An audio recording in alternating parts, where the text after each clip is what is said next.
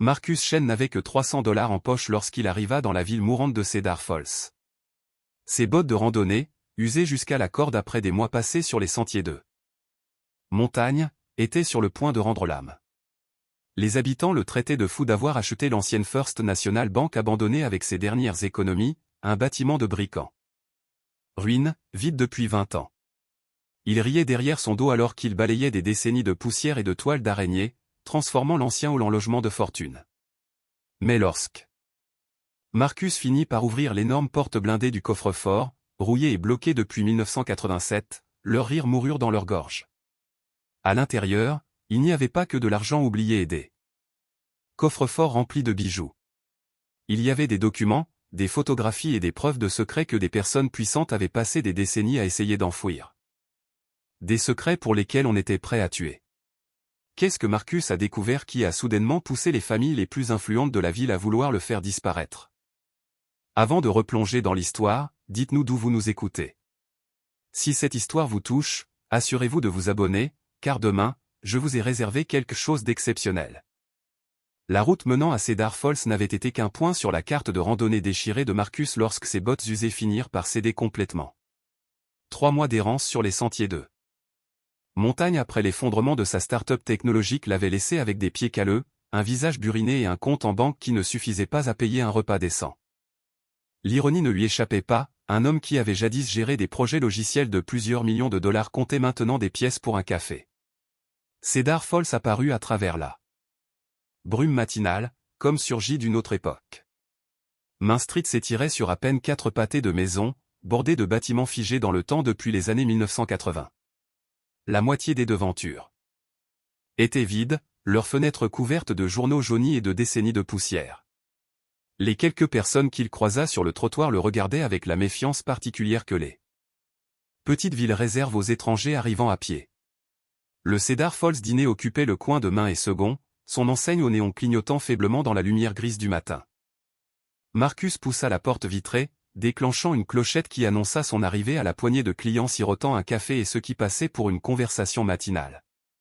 Eh bien, regardez ce que le chat a ramené, marmonna un homme en salopette depuis le comptoir, ses mains burinées agrippant une tasse de café comme si c'était la seule chose chaude au monde. La serveuse.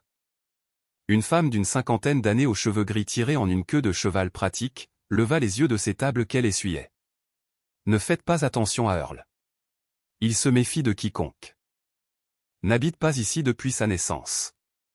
Marcus se glissa dans une banquette près de la fenêtre, reconnaissant de pouvoir reposer ses pieds endoloris. Je m'appelle Marcus, je ne fais que passer.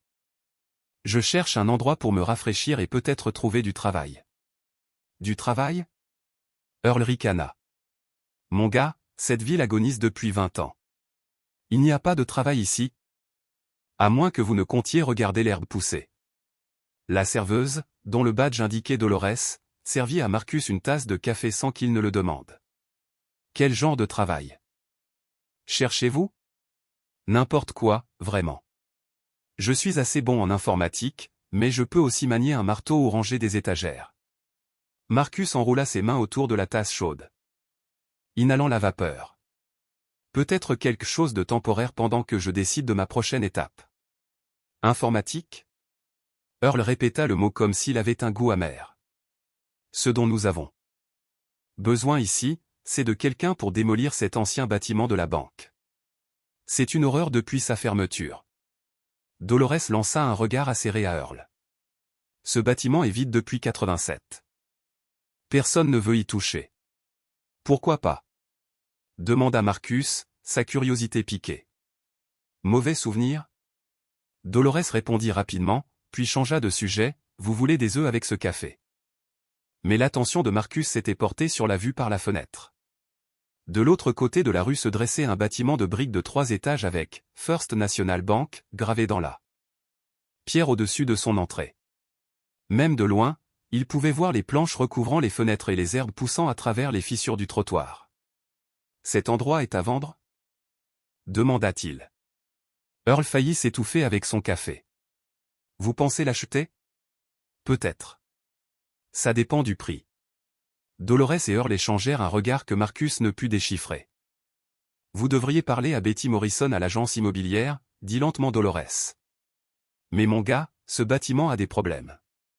Problèmes structurels, violation de code, il a probablement besoin d'un nouveau toit. Chaque bâtiment a des problèmes, répondit Marcus. La question est de savoir s'ils sont réparables. Après avoir fini son café et une assiette d'œufs brouillés. Étonnamment correct, Marcus marcha 3 pâtés de maison jusqu'à Morrison Real Estate. Le bureau était exigu et encombré, avec Betty Morrison assise derrière un bureau couvert d'annonces immobilières et de papiers tachés de café. Betty était une femme qui avait manifestement passé des décennies à traiter avec des acheteurs difficiles et des propriétés impossibles. Elle leva les yeux de ses papiers avec l'expression de quelqu'un qui avait entendu chaque idée immobilière folle au moins 2 fois. « Vous êtes le gars qui s'intéresse à l'ancienne banque ?» dit-elle avant que Marcus ne puisse se présenter. Les nouvelles voyagent vite dans une petite ville. Je suis intéressé à la visiter, dit Marcus. Betty se pencha en arrière sur sa chaise, l'étudiant comme une énigme qu'elle ne parvenait pas à résoudre. Ce bâtiment est sur le marché depuis 15 ans. La ville essaie de s'en débarrasser presque aussi longtemps. Qu'est-ce qui ne va pas avec? Outre le fait qu'il est vide depuis 20 ans, il a besoin d'un nouveau toit, d'une nouvelle plomberie, d'une nouvelle électricité. Il contient probablement de l'amiante et Dieu sait quoi d'autre. Betty sortit un épais dossier. Le prix demandé est de 12 000 $, mais je le prendrai pour 8 juste pour le retirer des comptes. Marcus sentit quelque chose s'agiter dans sa poitrine. Un sentiment qu'il n'avait pas éprouvé depuis avant l'échec de son entreprise. J'aimerais le voir. Vous avez 8 000 $? Marcus pensa à l'argent qui lui restait. J'ai 300 $. Betty le fixa un long moment, puis éclata de rire. 300 $? Mon gars, ça ne couvrirait même pas les frais d'inspection. Prendriez-vous 300 $ comme acompte? Le rire mourut dans la gorge de Betty. Vous êtes sérieux? Tout à fait sérieux. Je signerai tous les papiers que vous voudrez, j'assumerai l'entière responsabilité de l'État, et je paierai le reste dès que je pourrai. Betty l'étudia un autre long moment, puis haussa les épaules. C'est votre problème. Laissez-moi prendre les clés. Les clés de la First National Bank lui semblaient plus lourdes qu'elle n'aurait dû dans la poche de Marcus alors qu'il se tenait devant l'entrée principale du bâtiment. Betty Morrison les lui avait remises avec l'expression de quelqu'un qui se lave les mains d'une mauvaise décision, marmonnant quelque chose à propos de l'assurance de la ville et des décharges de responsabilité. Les lourdes portes en bois, autrefois polies pour un éclat professionnel, portaient désormais les cicatrices de 2 décennies de négligence. La peinture s'écaillait en longues bandes, et les poignées en laiton avaient viré au vert avec l'oxydation. Marcus inséra la clé. Surpris de la voir tourner facilement. Le mécanisme de la serrure fonctionnait toujours parfaitement, comme si le bâtiment avait attendu patiemment le retour de quelqu'un. La porte s'ouvrit avec un gémissement qui résonna dans le hall vide. Des poussières dansaient dans la lumière de l'après-midi filtrant par les interstices des fenêtres barricadées. L'espace était plus grand qu'il n'y avait paru de l'extérieur, avec de hauts plafonds et des sols en marbre qui témoignaient d'une époque où les banques étaient construites pour inspirer confiance et permanence. Marcus entra. Ses pas résonnant dans l'espace creux. L'air sentait le vieux papier, la poussière et quelque chose d'autre qu'il ne put identifier. Derrière le comptoir principal, les guichets des caissiers étaient vides, leur ferrure en laiton terni mais intacte. Un immense lustre pendait du plafond, plusieurs ampoules manquantes, d'autres sombres de vieillesse. Il trouva son sac de couchage et son sac à dos dans le coin où il les avait laissés, puis commença à explorer systématiquement. Le rez-de-chaussée abritait le hall, la zone des caissiers et ce qui avait été le bureau du directeur. Un escalier étroit menait au premier étage, où les agents de crédit avaient autrefois fait affaire dans des bureaux lambrissés qui servaient maintenant de monument à l'ambition abandonnée. Dans ce qui avait été la salle de repos des employés, Marcus découvrit son premier artefact de l'ancienne vie du bâtiment. La vieille cafetière de Martha était posée sur un comptoir. Sa verseuse en verre fissuré mais conservant le fantôme du café préparé il y a des décennies. Une note manuscrite était scotchée sur le côté, propriété de Martha, ne pas enlever. La dimension humaine de cette note toucha Marcus de façon inattendue. Martha, quelle qu'elle fût, avait travaillé ici quand la banque grouillait d'activités quotidiennes. Elle avait fait du café pour ses collègues, probablement bavardé sur les clients, peut-être même s'était-elle inquiétée pour son emploi lorsque les rumeurs de fermeture avaient commencé à circuler. Il porta la cafetière en bas et la posa sur le comptoir principal, un petit acte de restauration dans un lieu qui semblait aspirer à une présence humaine. Alors qu'il travaillait à dégager de l'espace pour son campement temporaire, Marcus trouva d'autres vestiges des jours d'activité de la banque, un calendrier de bureau ouvert à mars 1987, ses pages jaunies par l'âge, un tampon encreur portant l'inscription approuvé, à l'encre rouge, une photographie glissée derrière un classeur montrant des employés de banque lors de ce qui semblait être une fête de Noël. Le silence du bâtiment était complet. Mais non vide. Il semblait habité par des souvenirs, par les échos de milliers de transactions quotidiennes, de demandes de prêts et des conversations discrètes qui avaient autrefois rempli ces espaces. Marcus se retrouva à se déplacer avec précaution, presque avec respect, comme s'il était un invité dans une maison temporairement abandonnée plutôt que le nouveau propriétaire d'un bâtiment délabré. En soirée, il avait réussi à dégager suffisamment d'espace dans le hall pour installer son sac de couchage et son réchaud de camping. Le sol en marbre était dur, mais il avait dormi sur pire pendant ses mois de randonnée. Mais alors qu'il se préparait à dormir, il remarqua quelque chose qui le fit s'arrêter. L'énorme porte du coffre-fort, à l'arrière du rez-de-chaussée, était légèrement entr'ouverte, comme si quelqu'un avait essayé de la fermer sans enclencher complètement le mécanisme de verrouillage. La porte en acier avait facilement 6 pouces d'épaisseur. Avec un mécanisme de combinaison complexe et une roue qui témoignait de mesures de sécurité sérieuses. Il s'approcha du coffre-fort avec prudence, passant ses mains sur la surface métallique froide. La porte était trop lourde pour qu'il puisse la déplacer seul, et la rouille avait saisi les charnières. Tout ce qui se trouvait au-delà de ce seuil avait été scellé depuis la fermeture de la banque, attendant dans l'obscurité que quelqu'un soit assez curieux pour enquêter. Mais cela devrait attendre demain. Ce soir-là, Marcus se contenta de s'allonger dans son sac de couchage au milieu du hall, fixant le plafond orné et écoutant les conversations silencieuses du bâtiment avec le temps et les intempéries. Il avait acheté plus qu'un bâtiment, réalisa-t-il, il avait acheté un mystère. Marcus se réveilla sous le soleil filtrant par les interstices des fenêtres barricadées, créant des motifs géométriques sur le sol en marbre. Sa première nuit dans la banque avait été étonnamment paisible, bien qu'il se soit réveillé plusieurs fois à des bruits inconnus qui n'étaient probablement que le bâtiment qui s'installait. Maintenant, à la lumière du matin, le hall semblait moins mystérieux et plus comme ce qu'il était, un vieux bâtiment qui avait besoin de travail.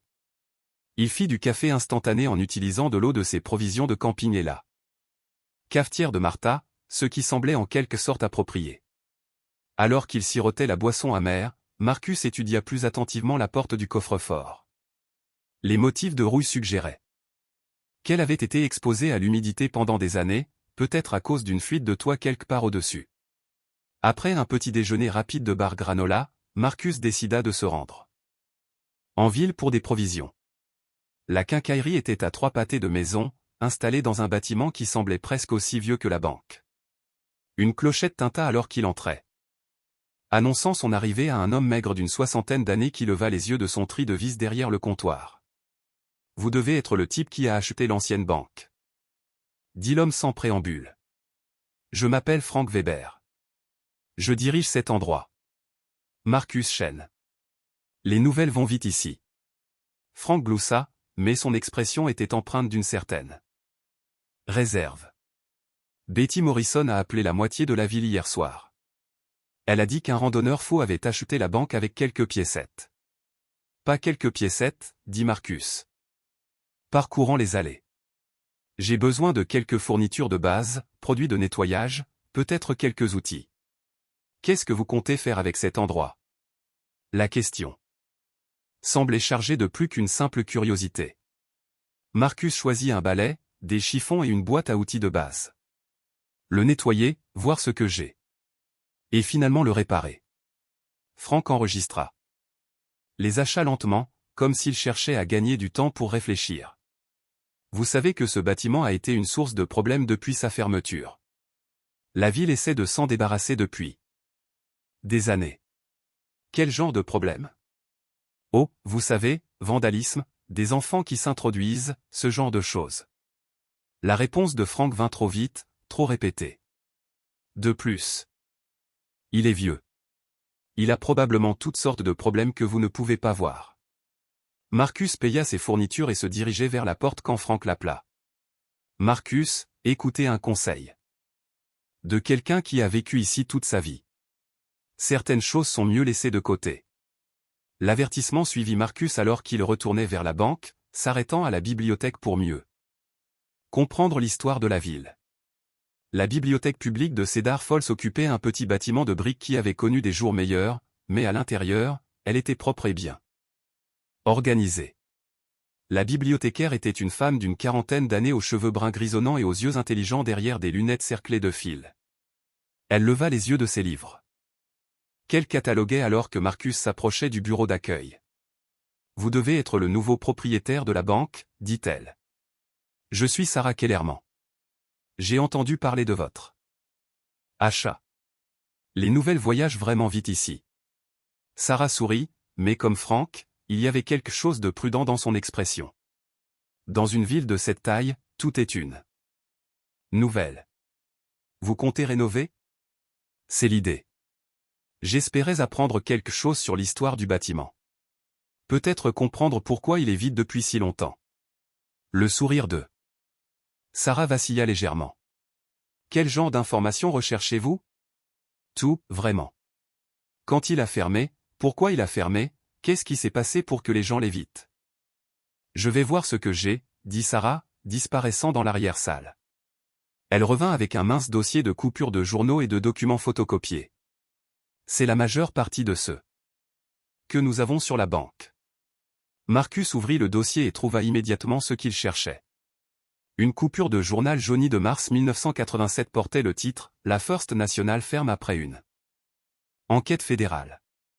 L'article était bref et frustrant de vagues, mentionnant des irrégularités dans les registres de la banque et le départ soudain du président de la banque, Robert Kellerman. « Kellerman » dit Marcus, levant les yeux vers Sarah. « Un lien de parenté ?» Le visage de Sarah devint livide. « C'était mon père. » L'aveu resta suspendu entre eux comme un défi. Marcus étudia le visage de Sarah, voyant la ressemblance maintenant qu'il savait où chercher. Elle avait les yeux de son père et la même manière prudente de choisir ses mots. Que lui est-il arrivé? Il est mort dans un accident de voiture 6 mois après la fermeture de la banque. Un accident seul sur l'autoroute 9 pendant une tempête de neige. La voix de Sarah était stable. Mais ses mains tremblaient légèrement alors qu'elle redressait des papiers sur son bureau. L'enquête a conclu que les problèmes de la banque étaient dus à une mauvaise tenue des registres et à des prêts douteux. Rien de criminel. Mais vous ne le croyez pas. Sarah le regarda directement dans les yeux pour la première fois. Mon père était l'homme le plus prudent et méthodique que j'ai jamais connu. Il ne faisait pas d'erreur avec l'argent, et il ne conduisait certainement pas de manière imprudente par mauvais temps. Marcus sentit un frisson qui n'avait rien à voir avec la climatisation de la bibliothèque. Que pensez-vous qu'il s'est réellement passé? Sarah jeta un coup d'œil autour de la bibliothèque vide, puis se pencha. Je pense que mon père a découvert quelque chose qu'il n'était pas censé découvrir, et je pense que quelqu'un s'est assuré qu'il ne pourrait en parler à personne. Marcus passa le reste de l'après-midi à réfléchir aux paroles de Sarah Kellerman tandis qu'il balayait la poussière et les débris des étages supérieurs de la banque. Le deuxième étage abritait les bureaux administratifs, et contrairement au rez-de-chaussée, ces pièces semblaient plus personnelles, plus humaines. Le plus grand bureau au bout du couloir portait une plaque nominative indiquant « Robert Kellerman, président ». Marcus poussa la porte et entra dans une capsule temporelle. Contrairement au reste du bâtiment, ce bureau avait été laissé presque exactement tel quel le jour de la fermeture de la banque. Un lourd bureau en bois dominait la pièce, sa surface toujours couverte de papier, d'une lampe de bureau et d'un sous-main en cuir qui avait probablement été cher en son temps. Derrière le bureau, des étagères intégrées contenaient des règlements bancaires, des livres de référence et ce qui semblait être des souvenirs personnels. Une petite photo encadrée montrait une jeune Sarah avec un homme qui était clairement son père. Les mêmes yeux prudents, la même expression pensive. Marcus se déplaça prudemment autour du bureau, se sentant comme un intrus dans l'espace privé de quelqu'un. Les tiroirs du bureau étaient déverrouillés, remplis des fournitures de bureau habituelles, mais le tiroir du bas contenait quelque chose de plus intéressant, un calendrier personnel de 1987, ses pages remplies de l'écriture. Soigné de Robert Kellerman. Marcus feuilleta les mois, notant les rendez-vous et réunions de routine qui remplissaient les journées d'un président de banque. Mais alors qu'il arrivait à mars, les entrées devinrent plus cryptiques. Au lieu de nom, Kellerman n'avait écrit que des initiales, réunion avec RD à 14 h, appelé JM à propos de la situation, revoir les dossiers avec SC. La dernière entrée, datée du 15 mars, était la plus intrigante, réunion finale, documentation du coffre, 19 h. Le 15 mars était 3 jours avant l'article de journal annonçant la fermeture de la banque. Tout ce que Robert Kellerman avait documenté dans le coffre pourrait encore s'y trouver, attendant derrière cette porte rouillée. Marcus arracha soigneusement les pages de mars et les glissa dans sa poche. Alors qu'il s'apprêtait à quitter le bureau, quelque chose d'autre attira son attention. La poubelle à côté du bureau contenait des papiers froissés qui avaient en quelque sorte survécu 20 ans. Il lissa le plus lisible et trouva une note manuscrite de l'écriture soignée de Kellerman, « Si quelque chose m'arrive, Sarah doit connaître la vérité sur les dépôts. » Les mots firent frissonner Marcus. Ce n'était pas la note d'un homme planifiant des réunions d'affaires de routine, c'était la note d'un homme qui croyait être en danger. Marcus quitta le bureau et continua d'explorer le premier étage. La plupart des autres bureaux étaient des espaces génériques qui auraient pu appartenir à n'importe quelle petite banque de ville, mais une pièce près d'eux. L'escalier attira son attention. Contrairement aux autres, cette porte était verrouillée. Il essaya plusieurs clés du trousseau de Betty Morrison avant d'en trouver une qui correspondait. La porte s'ouvrit pour révéler ce qui avait manifestement été une salle d'archives.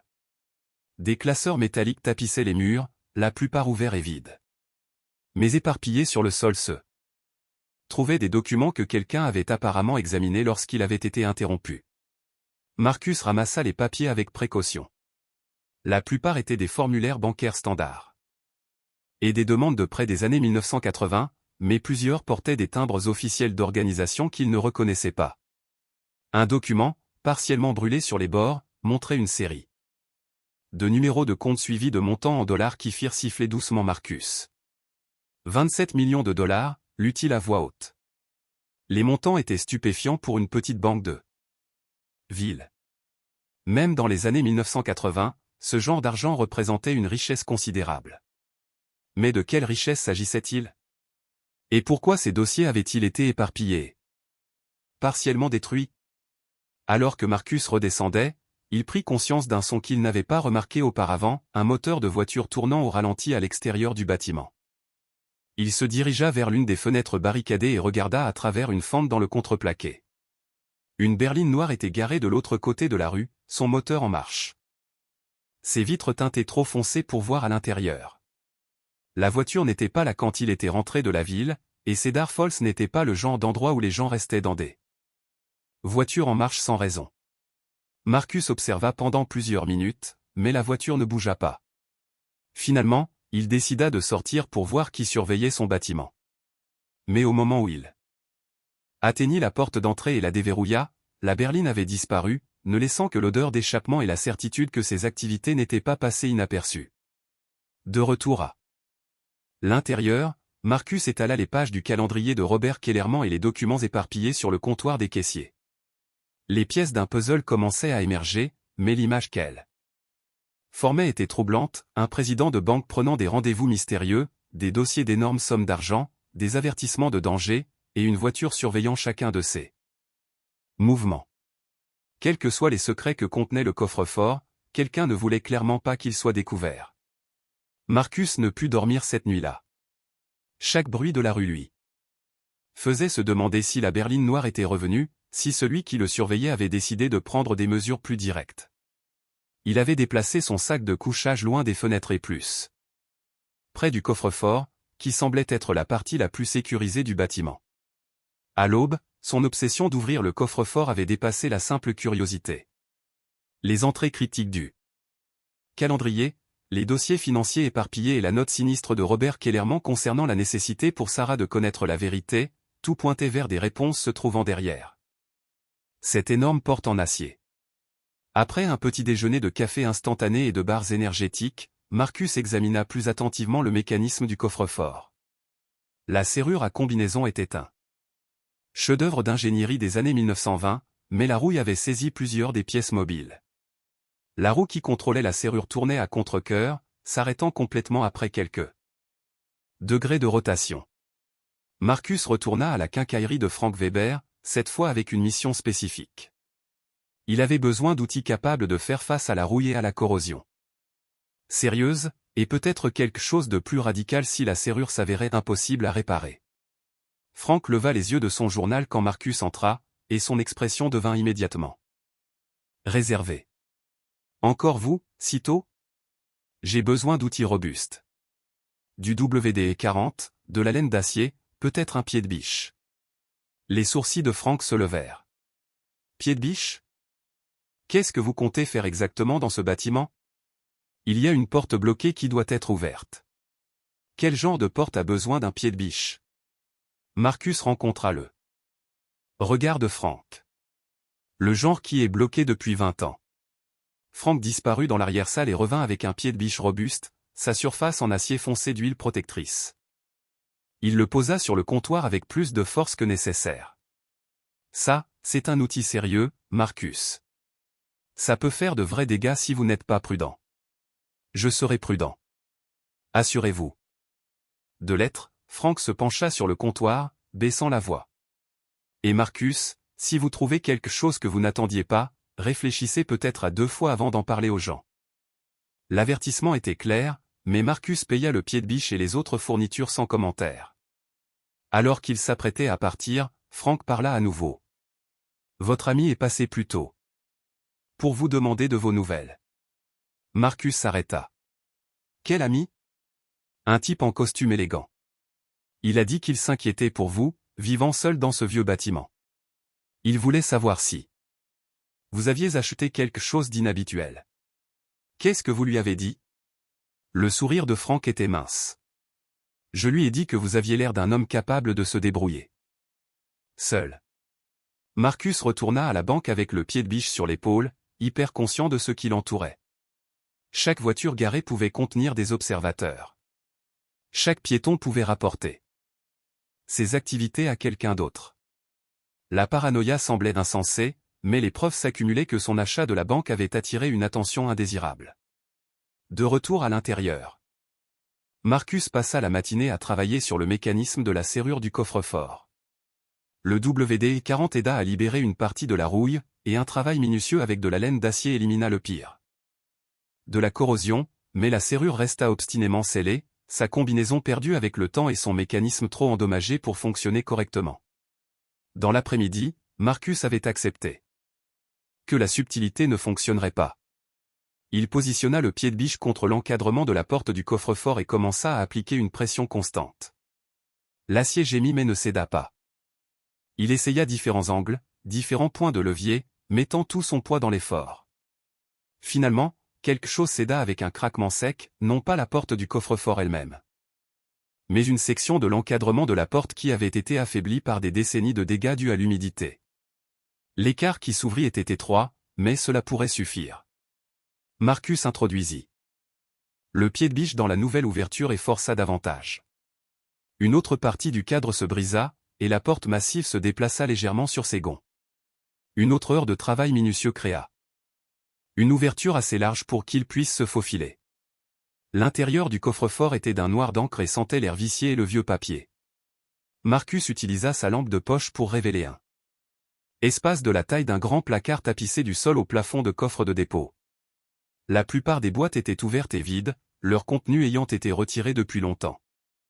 Mais plusieurs boîtes dans le coin arrière restaient verrouillées, leurs plaques nominatives en laiton terni mais lisibles. Marcus concentra sa lumière sur les plaques, Davison, J. Morrison, S. Chen. Des noms qui ne lui disaient rien. Mais une plaque le fit s'arrêter, casier 237, actifs spéciaux. Le casier 237 était plus grand que les autres et ne montrait aucun signe d'avoir été ouvert depuis la fermeture de la banque.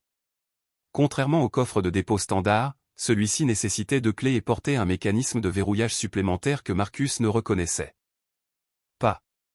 Alors qu'il examinait la mystérieuse boîte, Marcus entendit un son qui lui glaça le sang. La porte d'entrée de la banque s'ouvrait, ses gonds gémissant exactement comme lors de sa première entrée dans le bâtiment. Quelqu'un d'autre était dans la banque. Marcus éteignit sa lampe de poche et se pressa contre le mur du fond du coffre-fort, retenant son souffle alors que des pas résonnaient dans le hall principal. Les pas étaient délibérés et assurés, non pas les mouvements incertains de quelqu'un explorant un bâtiment inconnu.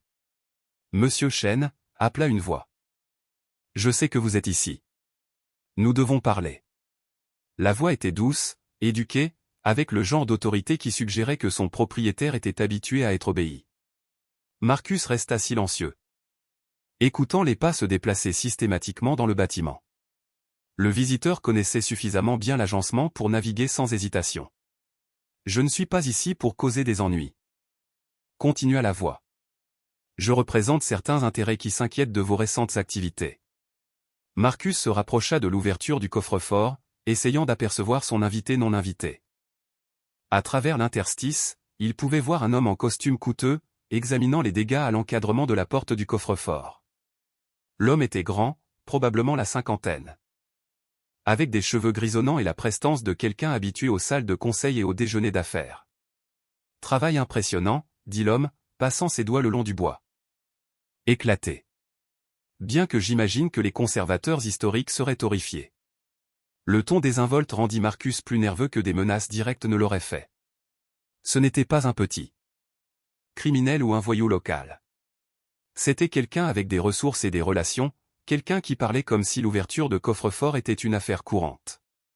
Le fait est, Monsieur Chen, que ce coffre contient des biens qui ne vous appartiennent pas. Des biens que certaines personnes aimeraient beaucoup récupérer. Marcus serra plus fort le pied de biche. Bien qu'il sût qu'il serait inutile si la situation tournait à la violence. Sa meilleure chance était de rester caché et d'espérer que l'homme partirait, mais les pas s'approchèrent de l'entrée du coffre-fort, et un faisceau de lumière balaya l'intérieur. Marcus s'enfonça plus profondément dans l'ombre, mais il n'y avait nulle part où se cacher dans l'espace confiné. « Vous voilà. » dit l'homme agréablement. « Veuillez sortir, Monsieur Chen. Je préfère ne pas faire affaire dans des quartiers aussi exigus. » Marcus n'eut pas le choix. Il se faufila par l'ouverture du coffre-fort, le pied de biche toujours à la main, et fit face à son visiteur. De près, l'homme semblait encore plus intimidant, pas physiquement menaçant, mais dégageant le genre de menace silencieuse qui accompagnait l'argent sérieux et moins de scrupules. « Je suis Richard Davison, » dit l'homme, tendant une main comme s'il se rencontrait à un cocktail. « Je crois que vous avez vu mon nom là-dedans. » Marcus ne serra pas la main tendue. « Casier 237, entre autres. » « Oui. J'ai attendu très longtemps pour récupérer certains documents qui y avaient été placés en lieu sûr. Des documents qui appartiennent à Robert Kellerman. » Le sourire de Davison ne faiblit pas, mais quelque chose de froid vacilla derrière ses yeux. Monsieur Kellerman était un homme très méticuleux, peut-être trop méticuleux pour son propre bien. La menace était subtile, mais indubitable. Le rythme cardiaque de Marcus s'accéléra, mais il se força à paraître calme. Quel genre de documents? Des registres bancaires, principalement des transactions financières qui étaient parfaitement légales à l'époque, mais pourraient être mal interprétées par les régulateurs modernes. Davison ajusta ses boutons de manchette, un geste qui semblait en quelque sorte plus sinistre que nerveux. Le genre de registre qui pourrait causer des complications inutiles à des chefs d'entreprise respectés.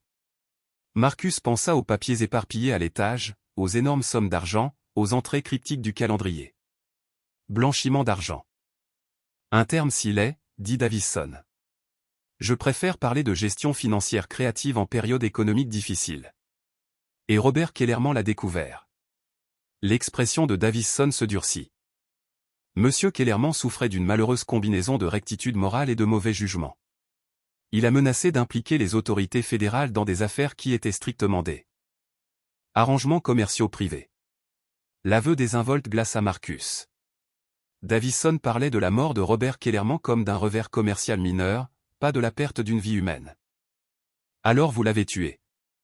Je n'ai personnellement rien fait à Monsieur Kellerman. Mais oui, son accident a été commode pour toutes les personnes impliquées. Davison s'approcha.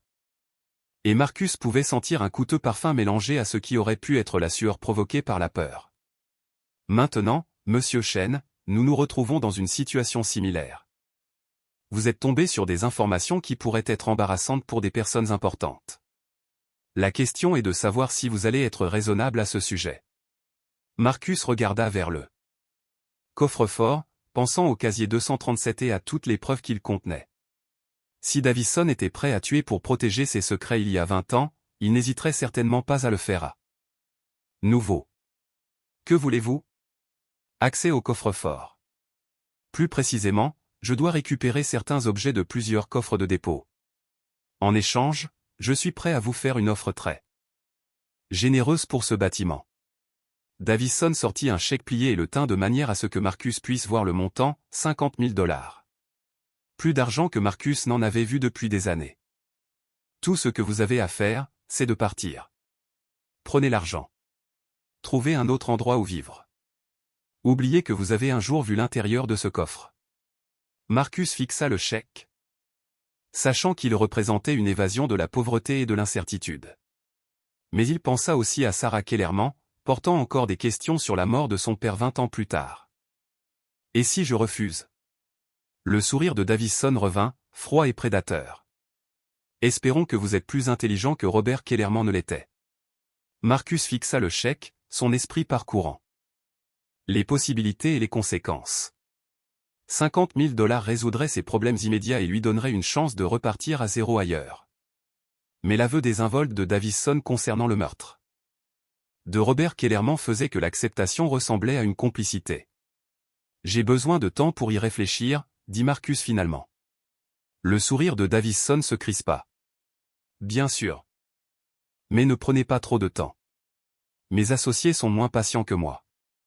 Après le départ de Davison, Marcus attendit 1 heure entière avant de retourner au coffre-fort. Ses mains tremblaient légèrement alors qu'il examinait plus attentivement le casier 237. Le mécanisme de verrouillage spécial ne ressemblait à rien de ce qu'il avait vu, nécessitant à la fois une clé standard et ce qui semblait être une séquence de combinaisons. Mais Robert Kellerman avait été méticuleux. Caché derrière d'autres papiers dans son calendrier de bureau, Marcus trouva un bout de papier avec une série de chiffres, 031587, la date de la dernière réunion du coffre, écrite de la même écriture soignée. La combinaison fonctionna. Le casier 237 s'ouvrit avec un léger déclic, révélant un contenu qui coupa le souffle à Marcus, des liasses de billets, certaines de dénominations qu'il n'avait jamais vues auparavant, d'autres devises de pays qui n'existaient probablement plus. Mais plus important encore, un portefeuille en cuir rempli de documents qui racontaient une histoire de corruption systématique s'étendant sur des décennies. La pièce maîtresse était un grand livre avec 2 séries de chiffres côte à côte. Une colonne montrait les montants déposés sur les comptes clients, des soldes d'épargnés de chèques ordinaires. L'autre colonne montrait où cet argent allait réellement. Détourné via un réseau complexe de comptes offshore et de sociétés écrans. 27 millions de $ de dépôts clients avaient été détournés, blanchis et redistribués à des entités portant des noms comme Mountain Holdings LLC et Cedar Investment Partners. Les dates s'étendaient de 1981 à début 1987, date à laquelle Robert Kellerman avait apparemment découvert le stratagème. Marcus photographia chaque page avec son téléphone, puis étudia plus attentivement les pages de signature. Outre le nom de Davison, il en reconnut d'autres de son bref séjour à Cedar Falls. Frank Weber avait co-signé plusieurs documents. L'agence immobilière de Betty Morrison apparaissait comme bénéficiaire de plusieurs transferts. Même l'actuel shérif, selon un document, avait reçu des paiements pour des consultations de sécurité. L'ampleur de la conspiration était stupéfiante. Cedar Falls n'avait pas seulement abrité une banque corrompue, toute la direction de la ville avait été complice du vol de millions de $ à des citoyens ordinaires qui leur avaient confié leurs économies. Mais la preuve la plus accablante était une série de notes manuscrites de l'écriture soignée de Robert Kellerman documentant les réunions où il avait confronté les conspirateurs. La dernière note, datée 3 jours avant sa mort, était particulièrement glaçante. Davison a menacé Sarah aujourd'hui. Il a dit que des accidents peuvent arriver à n'importe qui. J'ai caché des copies de tout là où ils ne les trouveront jamais. Si quelque chose m'arrive, la vérité doit éclater. Marcus était si absorbé par les documents qu'il faillit rater le bruit de pas dans l'escalier. plusieurs paires de pas se déplaçant avec une précision militaire. Il rangea rapidement les documents les plus importants dans sa veste et referma le coffre de dépôt juste au moment où des voix résonnaient du rez-de-chaussée. Vérifiez les bureaux à l'étage. Il a peut-être trouvé quelque chose. Marcus reconnut la voix de Davison, mais il y en avait d'autres maintenant, au moins 3 hommes, peut-être plus, menant une fouille systématique du bâtiment. Ils étaient revenus avec des renforts, ayant apparemment décidé que la subtilité n'était plus nécessaire. Marcus se faufila hors du coffre-fort et rampa vers l'arrière du bâtiment, cherchant une autre sortie. La porte arrière menait à une allée, mais alors qu'il s'en approchait, il put voir des ombres bouger à l'extérieur. Ils avaient encerclé le bâtiment. Les pas se rapprochaient, vérifiant méthodiquement chaque pièce.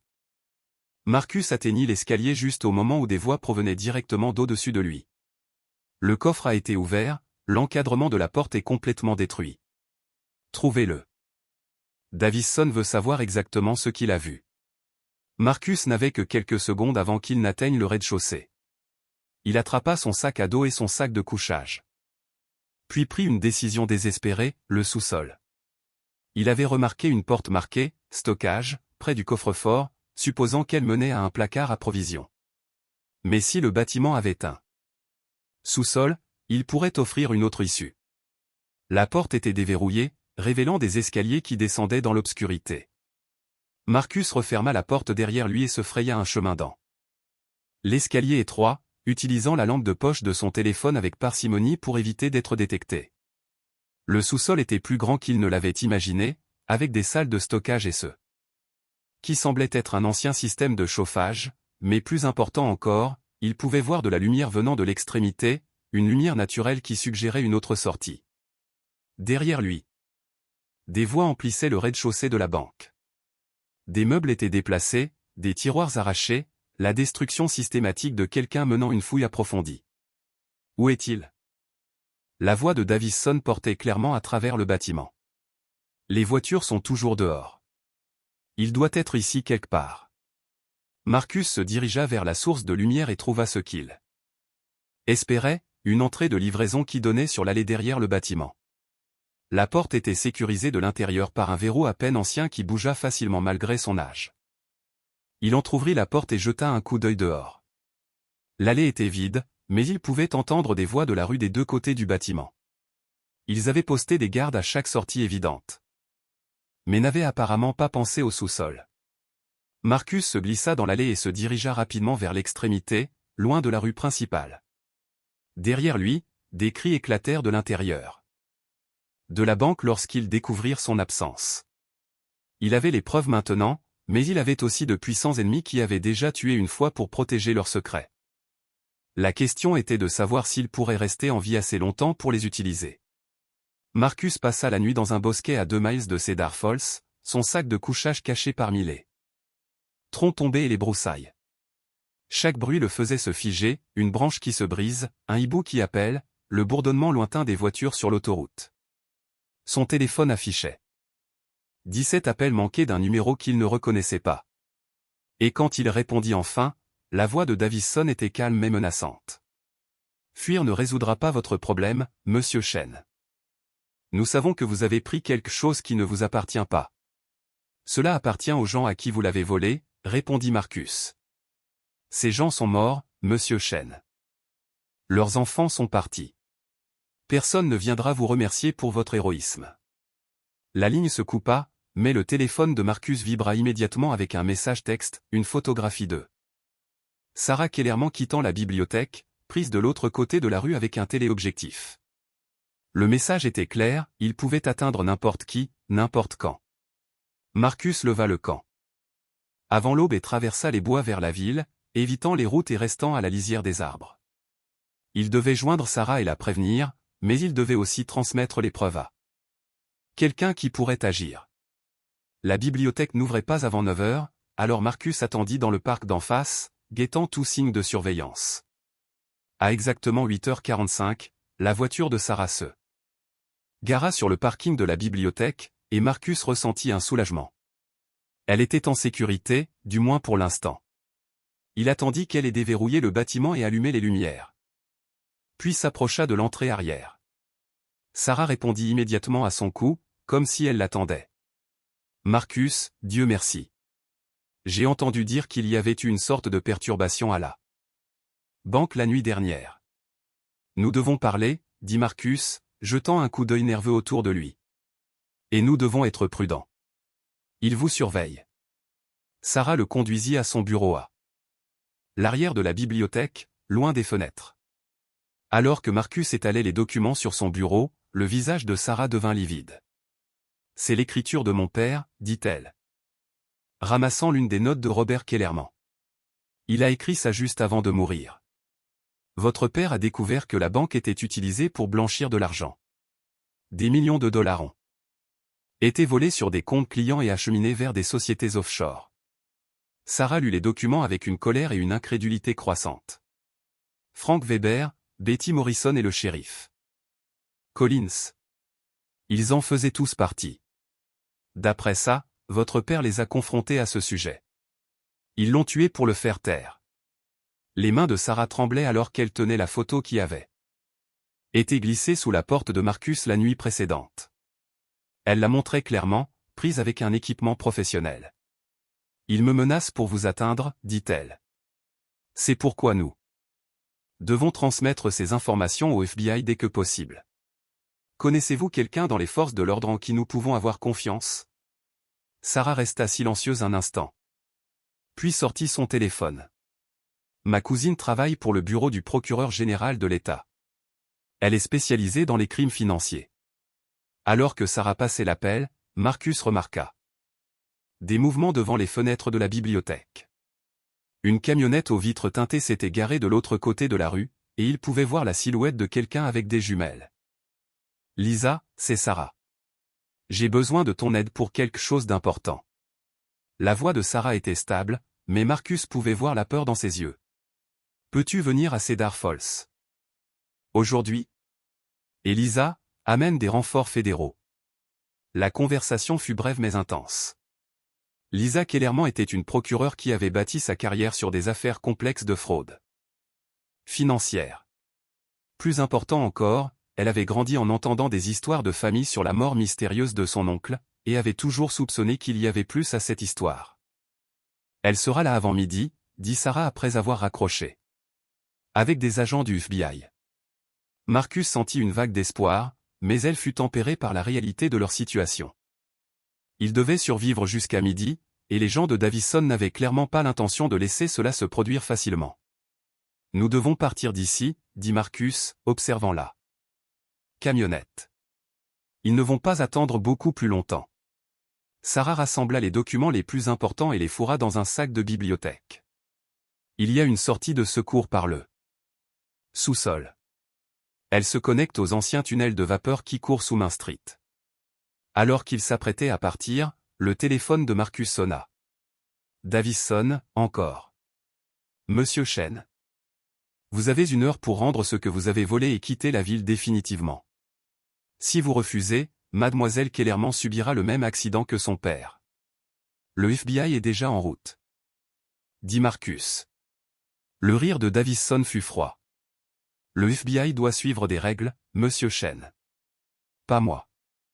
Par la fenêtre, Marcus pouvait voir des hommes sortir de la camionnette. Ils se déplaçaient. Avec la précision confiante de personnes qui avaient déjà fait cela, vérifiant leurs armes et se dispersant pour couvrir toutes les sorties. Sarah, nous devons y aller maintenant. Mais alors qu'ils se dirigeaient vers les escaliers du sous-sol, les lumières de la bibliothèque s'éteignirent.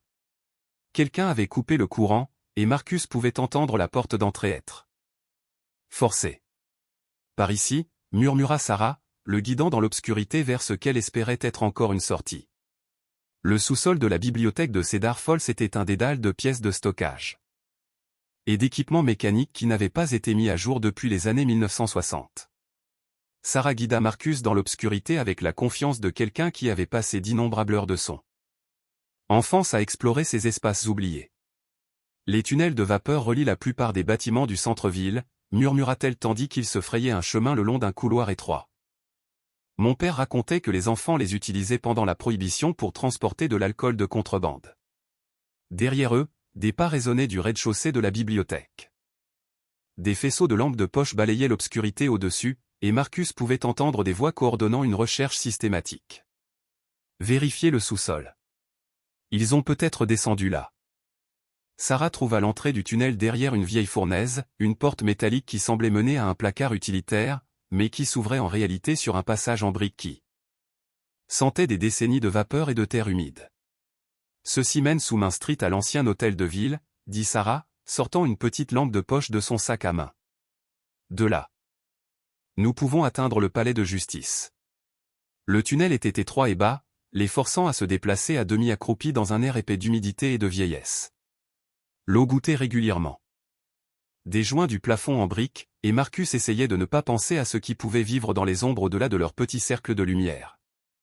Derrière eux, la porte du sous-sol s'ouvrit avec assez de force pour faire trembler les fondations du bâtiment. Entrée du tunnel, cria une voix. Ils sont passés sous terre.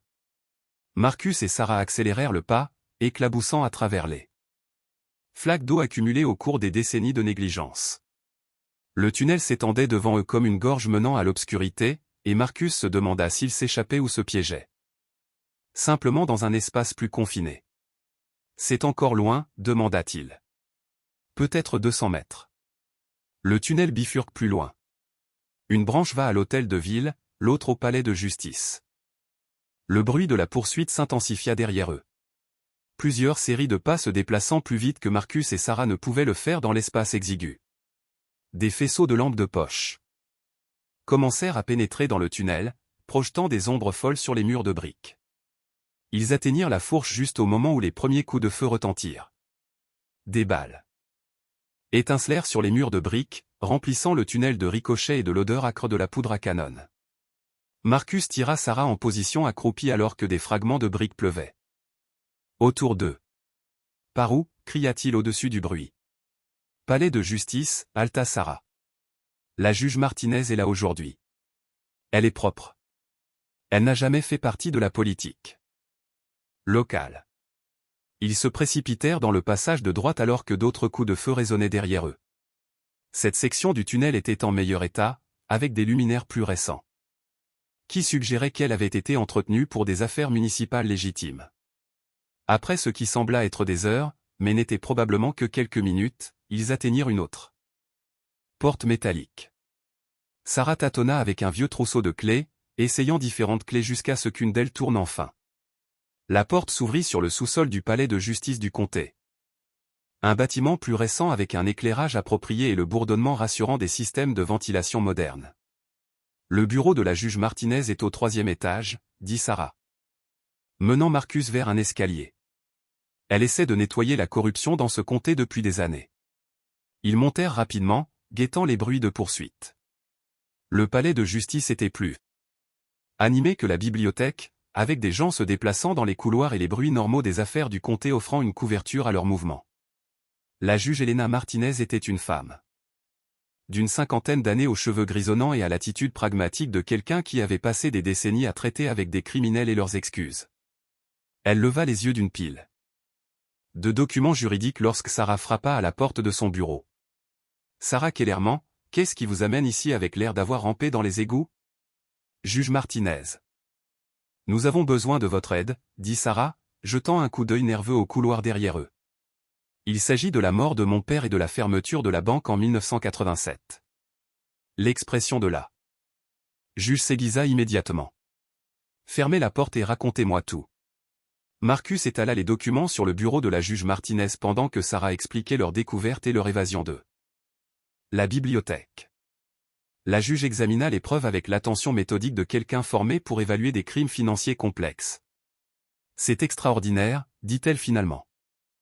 Si ces documents sont authentiques, ils prouvent une conspiration qui remonte à des décennies. » De son tiroir de bureau, la juge Martinez sortit un petit appareil d'enregistrement qui semblait plus sophistiqué que sa taille ne le suggérait. « J'enquête sur des irrégularités dans les finances du comté depuis 2 ans, dit-elle. Le FBI a une enquête en cours, mais nous avions besoin de preuves reliant les fonctionnaires actuels aux crimes historiques. » Elle tendit l'appareil à Marcus. « Écoutez, c'est une écoute fédérale. Elle est activée par la voix et transmet directement aux stations de surveillance du FBI. Si vous pouvez amener Davison ou l'un des autres à admettre leur implication sur bande, nous pourrons procéder immédiatement aux arrestations. C'est à supposer que nous puissions rester en vie assez longtemps pour l'utiliser, dit Marcus. Le sourire de la juge Martinez était sinistre. Le FBI surveille ce palais de justice depuis des semaines. Vous êtes plus en sécurité ici que n'importe où ailleurs dans le comté. Comme si convoquée par ces paroles, le téléphone de la juge sonna.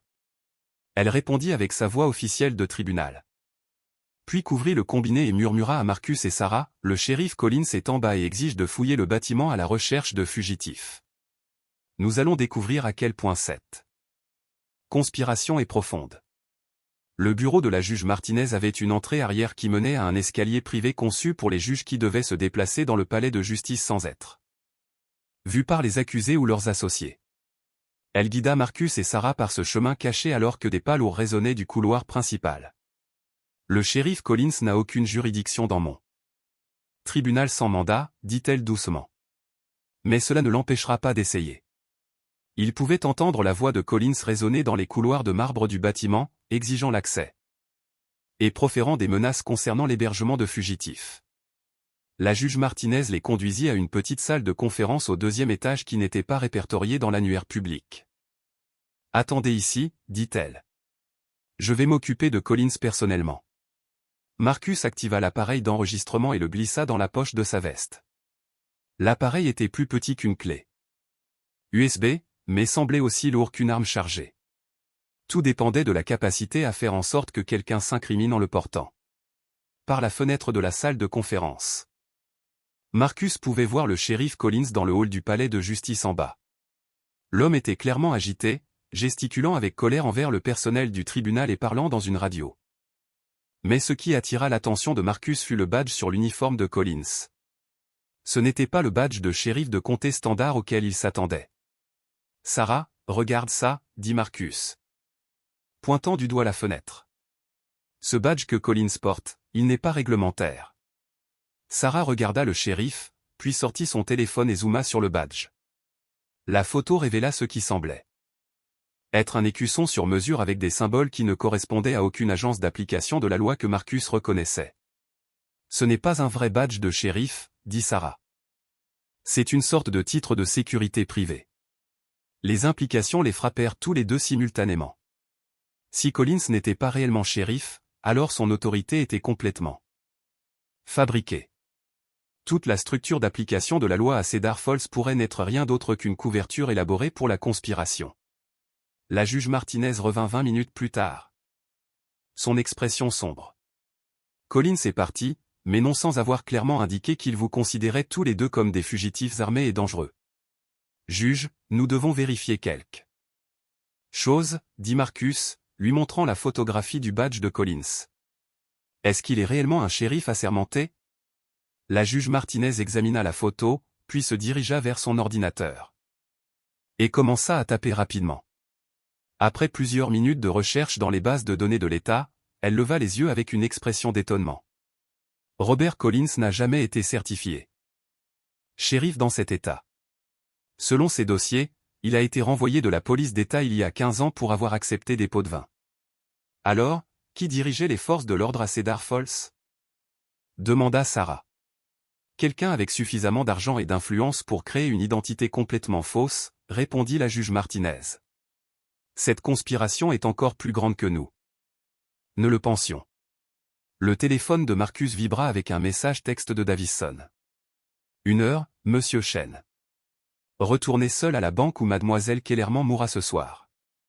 La juge Martinez lut le message par-dessus l'épaule de Marcus. Il devient désespéré. C'est bien. Les gens désespérés font des erreurs, ou ils tuent des gens, dit Marcus. C'est pourquoi nous allons tendre un piège. La juge Martinez sortit une carte du centre-ville de Cedar Falls et l'étala sur la table de conférence. L'équipe du FBI est en position autour du bâtiment de la banque.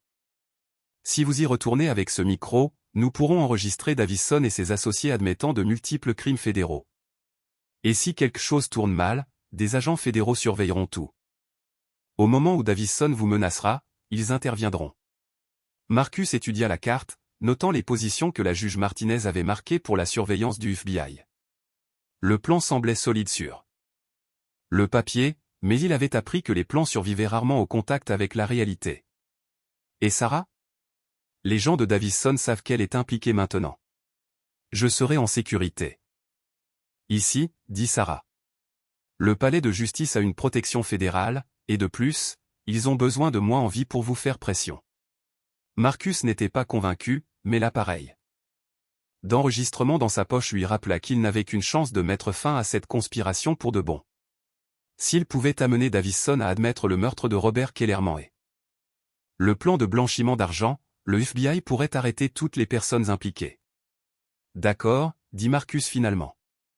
Mais je veux des plans de secours. Si ça tourne mal. Je veux que Sarah et les preuves soient protégées.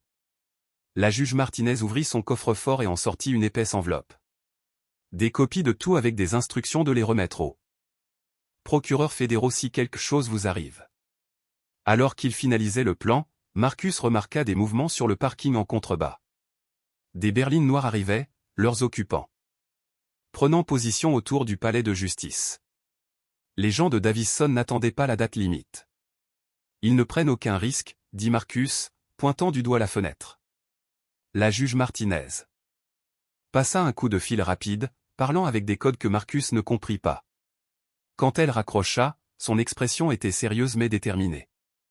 Les renforts fédéraux sont en route. Mais Marcus, si vous comptez le faire, vous devez y aller maintenant. Ils n'attendront pas beaucoup plus longtemps. Marcus vérifia l'appareil d'enregistrement une dernière fois, puis se dirigea vers la porte. Alors qu'il atteignait le seuil, Sarah l'appela, « Marcus, mon père serait fier de ce que vous faites. » Il espéra que la fierté de Robert Kellerman serait suffisante pour le maintenir en vie pendant l'heure suivante. Marcus fit 3 pâtés de maison depuis le palais de justice avant que les berlines noires ne commencent à le suivre. Elle restait juste assez en arrière pour maintenir l'illusion qu'il n'était pas surveillé, mais assez près pour l'intercepter s'il essayait de dévier de la route menant à la banque.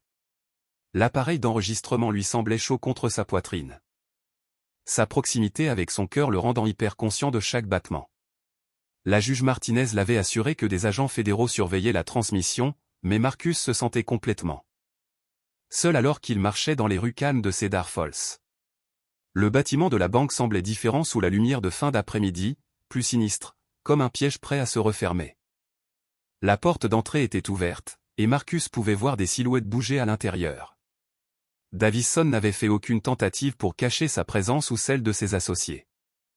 Marcus s'arrêta à l'entrée, vérifiant son téléphone une dernière fois. Pas de message du FBI, aucune indication que les renforts étaient réellement en position. Il activa l'appareil d'enregistrement. En tapotant sa poitrine et franchit la porte. Le hall avait été transformé depuis son départ précipité la nuit précédente.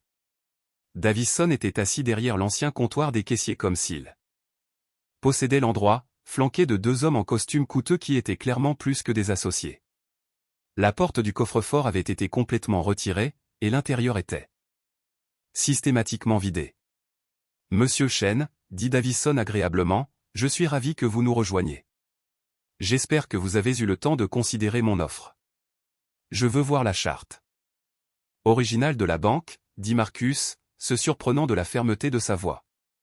Avant d'accepter quoi que ce soit, je veux comprendre exactement à quoi cet endroit a servi. Le sourire de Davison s'élargit. La curiosité est un trait admirable dans la plupart des circonstances. Dans votre cas, elle pourrait s'avérer fatale.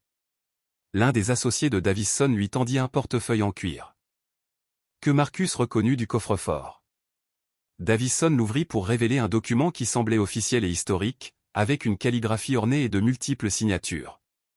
La First National Bank of Cedar Falls a été affrétée en 1979 dans le but exprès de faciliter certaines transactions financières qui nécessitaient de la discrétion, dit Davison. Nous avons fourni des services que les banques traditionnelles ne pouvaient ou ne voulaient pas offrir. Blanchiment d'argent, dit Marcus. Nous préférons le terme service de confidentialité financière. Nos clients incluaient des hommes d'affaires, des politiciens et d'autres personnes qui avaient besoin de déplacer de grandes sommes d'argent sans attirer l'attention indésirable des régulateurs fédéraux. Marcus sentit l'appareil d'enregistrement capter chaque mot, mais il avait besoin d'aveux plus spécifiques. Et Robert Kellerman? Pourquoi l'avez-vous tué? Davison posa la charte et se pencha en avant, son attitude décontractée s'effaçant légèrement. Robert a souffert d'une malheureuse attaque de conscience. Il a menacé d'exposer nos opérations aux autorités fédérales. Ce qui aurait été incommode pour toutes les personnes impliquées. Alors vous l'avez fait assassiner. Je n'ai personnellement rien fait à Robert, mais oui, son accident de voiture a été arrangé par des associés à moi qui sont spécialisés dans la résolution permanente de problèmes. Marcus sentit un frisson à l'aveu désinvolte, mais il continua. Combien de personnes avez-vous tuées pour protéger cette opération? Au fil des ans, une douzaine, peut-être plus. La beauté de la petite ville américaine est que les accidents sont rarement étudiés en profondeur. Surtout lorsque les autorités locales font partie de l'arrangement. Davison fit un geste à l'un de ses associés qui sortit une épaisse enveloppe. Mais assez parlé d'histoire ancienne. Voici votre paiement, monsieur Chen. 50 000 $ comme promis. Tout ce que vous avez à faire, c'est d'oublier tout ce que vous avez vu ici. Marcus ne fit aucun mouvement pour prendre l'enveloppe. Et si je refuse? Alors vous subirez le même genre d'accident que Robert Kellerman et plusieurs autres qui n'ont pas su apprécier la valeur de la discrétion. L'associé de Davison se rapprocha, et Marcus pouvait voir la forme d'une arme sous sa veste. La situation s'aggravait au-delà de ce que le FBI pouvait gérer à distance. Il y a une chose que je ne comprends pas, dit Marcus, gagnant du temps. Quoi donc? Demanda Davison. Pourquoi garder la banque fermée pendant 20 ans? Pourquoi ne pas simplement détruire les preuves? L'expression de Davison s'assombrit. Parce que les enquêteurs fédéraux étaient déjà méfiants quant à la fermeture de la banque. Détruire le bâtiment ou retirer le coffre-fort aurait soulevé trop de questions. Mieux valait le laisser vide et espérer que le temps effacerait tout souvenir inopportun. Mais je suis arrivé et j'ai gâché ce plan. En effet, ce qui nous amène à la situation actuelle. Davison se leva et fit le tour du comptoir, s'approchant de Marcus avec une confiance de prédateur. Vous détenez des informations qui pourraient nuire à des personnes importantes. Ces informations doivent disparaître avec quiconque les a vues. Marcus entendit le faible bruit de véhicules à l'extérieur, plusieurs moteurs se déplaçant rapidement. Étaient-ce les renforts de Davison qui arrivaient, ou le FBI qui faisait enfin son mouvement? Vous êtes trop tard, dit Marcus. J'ai déjà donné des copies de tout aux procureurs fédéraux. Le rire de Davison fut froid et sans humour. Les procureurs fédéraux de cet État sont remarquablement accommodants lorsqu'ils sont correctement motivés. Vos preuves disparaîtront dans les limbes bureaucratiques. Et vous disparaîtrez définitivement. À travers les fenêtres, Marcus pouvait voir des SUV noirs encercler le bâtiment, mais il ne pouvait pas dire s'ils appartenaient au FBI ou à l'organisation de Davison. L'appareil d'enregistrement continuait de transmettre, capturant des preuves qui pourraient ne jamais voir l'intérieur d'un tribunal si les gens de Davison contrôlaient l'issue. Dernière chance, monsieur Chen, dit Davison, faisant un signe de tête à ses associés. Prenez l'argent et partez, ou rejoignez Robert Kellerman dans l'au-delà. Le bruit de pas sur les marches de la banque figea tout le monde. Les associés de Davison sortirent leurs armes, se positionnant de chaque côté de l'entrée, tandis que Davison lui-même restait derrière le comptoir, la main à l'intérieur de sa veste. Vous attendez quelqu'un? Demanda Davison à Marcus, sa voix tendue. Marcus espérait désespérément que les véhicules qui arrivaient appartenaient au FBI. Mais lorsque la porte d'entrée s'ouvrit, son cœur se serra. Le shérif Collins entra avec 4 hommes en tenue tactique, leurs armes tirées et prêtes. Derrière eux, une autre silhouette qui glaça le sang de Marcus, Frank Weber de la quincaillerie, portant un fusil de chasse comme s'il avait fait partie de cette opération depuis le début. Ça a pris du temps, dit Davison à Collins. Notre invité commençait à perdre de son utilité. Collins rengaina son arme et s'approcha de Marcus avec la confiance de quelqu'un qui croyait contrôler complètement la situation. Monsieur Chen, vous nous avez causé un inconvénient considérable. Il est temps de nettoyer ce gâchis. Le FBI surveille tout, dit Marcus, bien qu'il commençât à douter que les renforts fédéraux arrivent. Attends. Collins rit, sortant un petit appareil électronique qui émit un bip régulier alors qu'il le passait près de Marcus. Vous voulez dire ce micro que vous portez? Nous avons brouillé les communications fédérales pendant la dernière heure. Personne ne viendra vous sauver. L'appareil que Collins tenait semblait sophistiqué et coûteux, un équipement de qualité militaire qui suggérait des ressources bien au-delà de ce qu'une conspiration de petite ville aurait dû pouvoir se permettre. Marcus réalisa que cette opération était plus vaste qu'il ne l'avait imaginé. Avec des connexions qui s'étendaient bien au-delà de Cedar Falls. « Qui êtes-vous vraiment » demanda Marcus. Davison sembla ravi de finalement révéler toute l'étendue de leur organisation. « Nous sommes ce que vous pourriez appeler des facilitateurs, Monsieur Chen. Pendant 40 ans, nous avons aidé certaines agences gouvernementales à déplacer de l'argent qui ne pouvait pas apparaître dans les budgets officiels. Opérations secrètes, interventions, activités qui nécessitent une dénégation complète. La CIA, entre autres.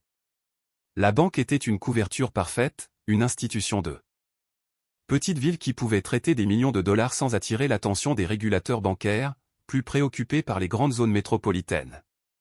Frank Weber s'avança. Son fusil de chasse braqué sur Marcus. Vous auriez dû vous mêler de vos affaires, mon gars. Vous auriez dû prendre l'argent et quitter la ville quand vous en aviez l'occasion.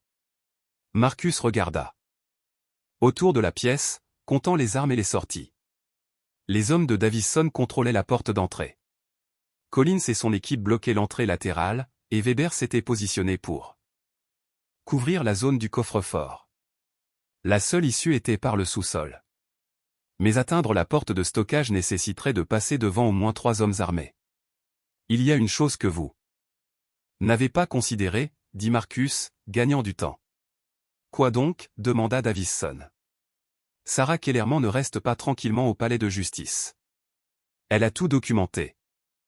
Et elle a des copies de toutes les preuves. L'expression de Davison s'assombrit. Mademoiselle Kellerman n'est plus un problème.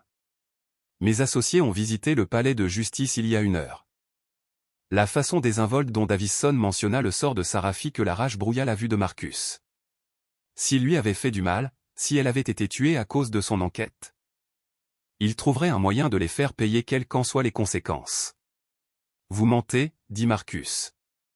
Collins sortit son téléphone et montra à Marcus une photographie, le corps sans vie de Sarah dans ce qui semblait être la salle de conférence du palais de justice, une fausse note de suicide à côté d'elle qui attribuait à la culpabilité concernant les crimes de son père sa décision de mettre fin à ses jours. Très convaincant, n'est-ce pas, dit Collins. Fille bouleversée découvre que son père était impliqué dans une fraude bancaire. Ne peut pas vivre avec la honte.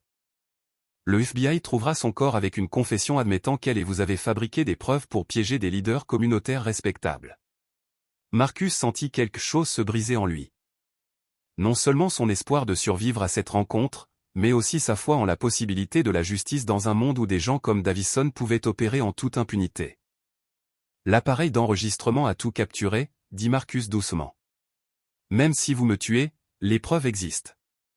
Davison sourit et brandit un petit appareil électronique similaire à celui que Collins avait utilisé. Vous voulez dire cette transmission? Nous avons diffusé notre propre signal sur la même fréquence. Quiconque surveille votre micro a entendu une conversation très différente. Une conversation où vous admettez avoir pénétré par effraction dans la banque, volé de l'argent et menacé de piéger des citoyens respectables à moins qu'ils ne vous paient pour que vous gardiez le silence.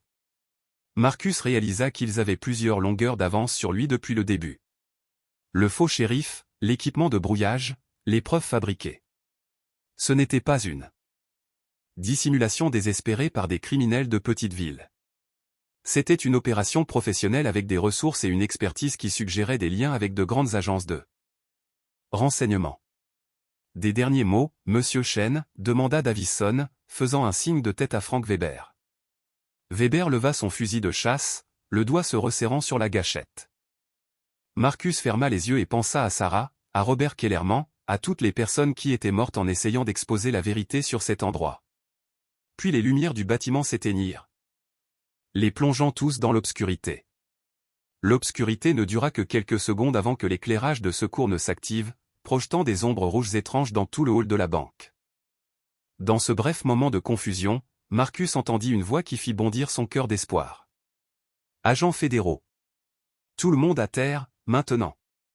La voix appartenait à une femme. Amplifiée par un mégaphone depuis l'extérieur du bâtiment.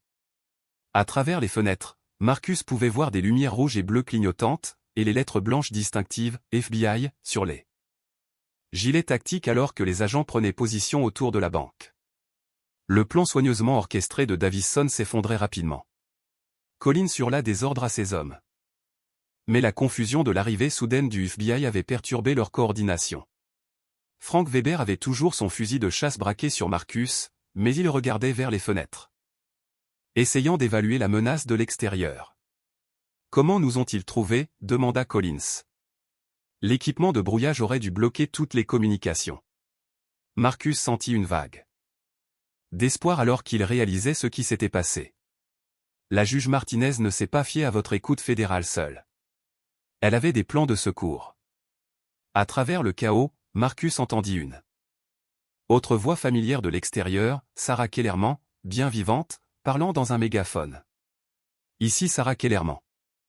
Je suis en sécurité, et j'ai toutes les preuves. Rendez-vous maintenant. Et personne d'autre n'aura à mourir. Le visage de Davison se tordit de rage en réalisant que la photographie que Collins avait montrée à Marcus était fausse, conçue pour briser son esprit et le faire abandonner. Sarah n'avait jamais été capturée, et les preuves qu'ils avaient tant essayé de supprimer étaient déjà entre les mains du fédéral. Tuez-le maintenant, grogna Davison à Weber. Avant qu'il ne puisse nous prendre vivants. Mais Weber ne pointait plus son fusil de chasse sur Marcus. Au lieu de cela, il levait lentement les mains au-dessus de sa tête. L'arme pointée vers le plafond. Frank, dit Davison, la confusion remplaçant la colère dans sa voix. Weber regarda directement Davison, et quand il parla, sa voix avait une autorité qui n'y était pas avant. Agent spécial Frank Weber, division des crimes financiers du FBI. Vous êtes tous en état d'arrestation. La révélation frappa la pièce comme une force physique. Weber, le quincailler affable qui faisait partie de Cedar Falls depuis des décennies, était en réalité un agent fédéral infiltré qui montait un dossier contre la conspiration depuis des années. La quincaillerie était une couverture parfaite, continua Weber, gardant son arme braquée sur les hommes de Davison. Chaque opération criminelle a besoin de fournitures, outils, équipements. Vous m'avez acheté les preuves de vos propres crimes pendant 15 ans. Collins tendit la main vers son arme de poing, mais Weber fut plus rapide. Le coup de fusil résonna dans le hall de la banque. Et Collins s'effondra lourdement, serrant son épaule et hurlant de douleur. Les agents fédéraux encerclent le bâtiment, annonça Weber aux conspirateurs restants. Déposez vos armées. Rendez-vous, ou cela deviendra un siège très court et très désagréable. Les associés de Davison se regardèrent incertains. C'étaient des hommes de main, pas des partenaires idéologiques. Et la perspective de mourir pour les crimes de quelqu'un d'autre ne les attirait pas. Un par un, ils commencèrent à déposer leurs armes et à lever les mains. Mais Davison lui-même resta défiant. Derrière le comptoir des caissiers, il sortit un appareil qui ressemblait à un ouvre-porte de garage. Si je ne peux pas avoir les preuves, alors personne ne peut les avoir, dit-il. Son pouce planant au-dessus d'un bouton rouge. Ce bâtiment est câblé avec suffisamment d'explosifs pour raser la moitié du pâté de maison. Marcus sentit le sang lui glacer les veines. Davison ne bluffait pas. L'homme avait les ressources et les connexions pour obtenir des explosifs de qualité militaire et le désespoir de les utiliser plutôt que d'affronter des poursuites fédérales. Vous allez vous tuer aussi, dit Marcus. Mieux que de passer le reste de ma vie en prison fédérale, répondit Davison. J'ai vu ce qui arrive aux gens qui contrarient les organisations pour lesquelles je travaille. La mort est la solution la plus facile. Weber gardait son fusil de chasse braqué sur Davison, mais ne pouvait pas risquer de tirer pendant que Davison tenait le détonateur. Lâchez ça, Davison. Il n'y a pas d'évasion de ce bâtiment. Rendez-vous et vous pourriez vivre pour voir un procès. Je ne pense pas, dit Davison, et son pouce commença à appuyer sur le bouton. Mais avant qu'il ne puisse achever le mouvement, une autre voix coupa la tension. Robert Kellerman sortit de la zone du coffre-fort, plus âgé et plus grisonnant que sur les photographies que Marcus avait vues, mais bien vivant. Bonjour, Richard, dit Kellerman calmement. Je pense qu'il est temps de terminer notre conversation de 1987. Le pouce de Davison se figea sur le bouton du détonateur, son visage devenant livide de choc. Vous êtes mort. Vous êtes mort dans un accident de voiture il y a 20 ans. Je suis bien vivant, répondit Kellerman, s'approchant les mains visibles et vides. J'étais sous protection des témoins fédéraux, attendant le bon moment pour témoigner contre vous et votre organisation. Le FBI a simulé votre mort? Dit Davison, la compréhension inondant sa voix. En effet. Et pendant 20 ans, j'ai documenté chaque aspect de votre opération. Chaque meurtre que vous avez ordonné, chaque dollar que vous avez blanchi par ma banque. La voix de Kellerman portait le poids de 2 décennies d'attente de la justice. Vos numéros de compte bancaire suisses, vos sociétés écrans offshore, vos contacts de la CIA. J'ai des dossiers de tout. La main de Davison trembla sur le détonateur alors qu'il réalisait que son empire soigneusement construit s'effondrait complètement. Non seulement le FBI le surveillait depuis des années, mais sa principale victime avait recueilli des preuves contre lui depuis le début. Donnez-moi le détonateur, Richard, dit Kellerman doucement. C'est fini. L'impasse dans le hall de la banque s'étira comme un fil tendu, prêt à se rompre. Davison tenait toujours le détonateur, son pouce tremblant sur le bouton qui pouvait raser le bâtiment. Robert Kellerman se tenait à 3 mètres, parlant de la voix calme d'un homme qui avait passé 20 ans à se préparer à ce moment. Vous avez toujours été trop intelligent pour votre propre bien. Richard, dit Kellerman. Même en 1987, vous aviez des plans de contingence pour vos plans de contingence. J'aurais dû vous tuer moi-même au lieu de faire confiance à ces idiots pour organiser un accident de voiture, répondit Davison, la sueur perlait sur son front. Marcus remarqua que des agents du FBI se déplaçaient prudemment dans le bâtiment, se positionnant pour un assaut coordonné. Mais Davison détenant une arme capable de détruire un bâtiment, leurs options étaient sévèrement limitées. Dites-moi quelque chose, Richard, continua Kellerman, s'avançant d'un pas. Quand vous avez décidé de voler des familles ordinaires pour financer vos opérations secrètes, avez-vous déjà pensé aux enfants qui n'iraient pas à l'université parce que leurs économies avaient disparu? Aux personnes âgées qui ont perdu leur fonds de retraite? Épargnez-moi la leçon de morale, Robert. Nous savons tous les deux que c'était plus grand qu'une petite banque de ville. L'argent que nous avons déplacé a empêché des guerres, renversé des gouvernements hostiles, protégé les intérêts américains dans le monde entier. Intérêts américains, ou votre compte en banque? Le rire de Davison était amer. Vous pensez que c'était une question de profit personnel? L'opération de la CIA nous a payé des frais de gestion, rien de plus. Le vrai argent venait de là. Fourniture des mêmes services aux cartels de la drogue, aux trafiquants d'armes, à quiconque avait assez d'argent pour que cela en vaille la peine. L'aveu était exactement ce dont le FBI avait besoin. Chaque mot était enregistré par plusieurs appareils, construisant un dossier en béton contre Davison et son organisation. Mais d'abord, il devait survivre les prochaines minutes. Marcus s'était lentement dirigé vers la porte du sous-sol, espérant fournir aux agents fédéraux un autre point d'entrée. Alors qu'il se déplaçait, il remarqua quelque chose que Davison avait manqué. Dans sa concentration sur Kellerman, Frank Weber se positionnait pour un tir clair, utilisant le comptoir des caissiers comme couverture. La beauté de l'opération, continua Davison, était que personne ne se souciait d'une banque défaillante dans une ville mourante. Nous pouvions traiter des centaines de millions de dollars au fil des ans, et les régulateurs fédéraux n'y regardaient jamais à 2 fois. Jusqu'à ce que je trouve le deuxième jeu de livres, dit Kellerman. Jusqu'à ce que vous trouviez des documents que vous n'étiez jamais censé voir. Corrigea Davison. Des documents qui auraient pu m'envoyer en prison fédérale à vie. Des documents qui vous enverront en prison fédérale à vie, répondit Kellerman. J'ai eu 20 ans pour organiser l'épreuve, Richard. Chaque transaction, chaque paiement, chaque meurtre que vous avez ordonné pour protéger votre opération.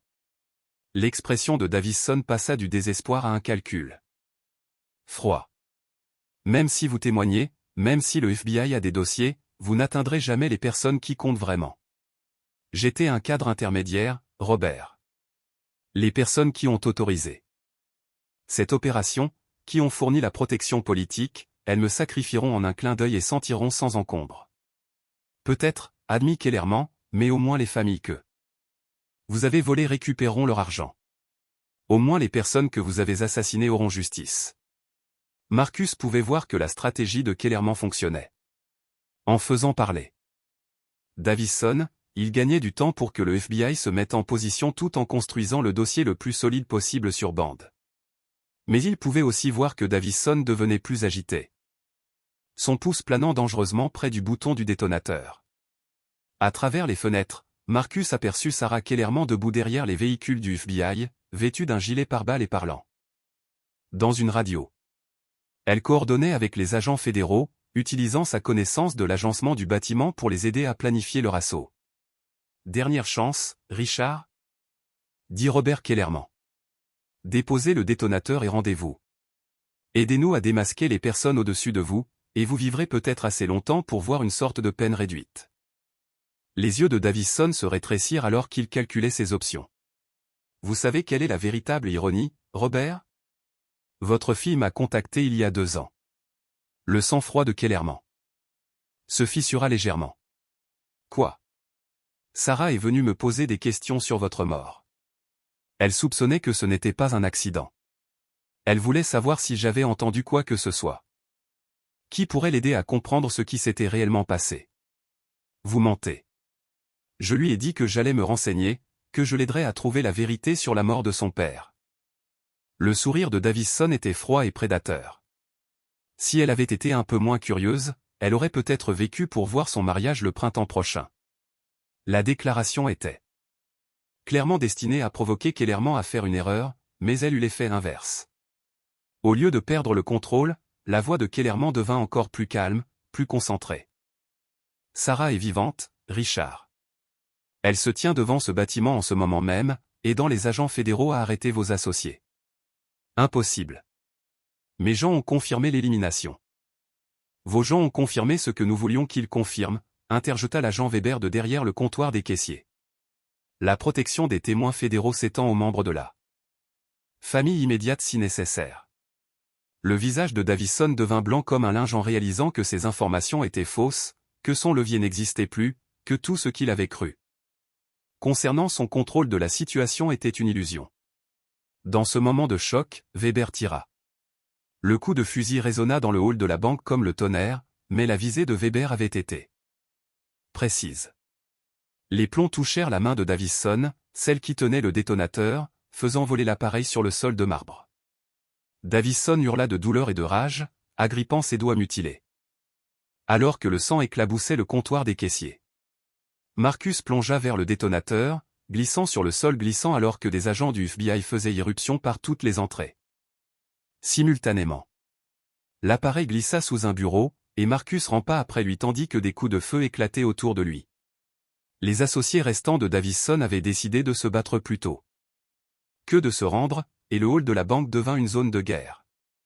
Robert Kellerman s'était abrité derrière un pilier de marbre, mais Marcus put le voir sortir un petit appareil qui ressemblait à un ouvre-porte de garage, identique à celui que Davison avait tenu. « Agents fédéraux, à couvert !» cria Kellerman. « Détonateur secondaire !» Le sang de Marcus se glaça lorsqu'il réalisa que Davison avait dit la vérité sur les explosifs. Même avec le détonateur principal détruit, des déclencheurs de secours pouvaient encore raser le bâtiment. Mais au lieu d'activer l'appareil, Kellerman le désactivait systématiquement, ses doigts travaillant avec la confiance de quelqu'un qui comprenait parfaitement le mécanisme. 20 ans sous protection des témoins, cria Kellerman à Marcus par-dessus les coups de feu. Ils m'ont appris bien plus que les règlements bancaires. L'agent Weber avançait méthodiquement dans le hall, son fusil de chasse éliminant les hommes de Davison un par un. L'équipe tactique du FBI avait une formation et un équipement supérieur, et la bataille tournait rapidement en leur faveur. Mais Davison lui-même avait disparu. S'étant apparemment éclipsé pendant la confusion initiale. Marcus trouva le détonateur principal sous un bureau et l'examina attentivement. L'appareil était endommagé mais toujours fonctionnel. Avec un affichage numérique montrant un compte à rebours qui avait d'une manière ou d'une autre été activé pendant la lutte. 12 minutes et ça compte. Weber, cria Marcus, brandissant le détonateur.